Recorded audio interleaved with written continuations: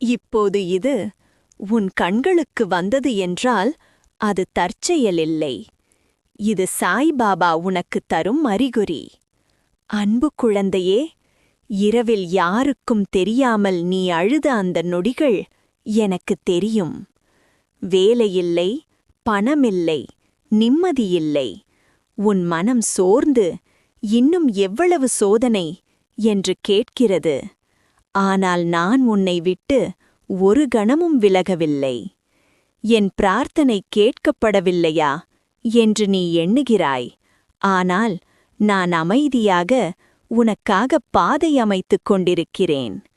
ஒரு சின்ன அறிகுறி கொடு என்று கேட்டாயல்லவா?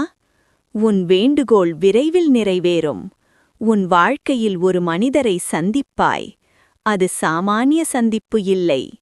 அந்த நொடியில் நீ என் இருப்பை உணர்வாய்.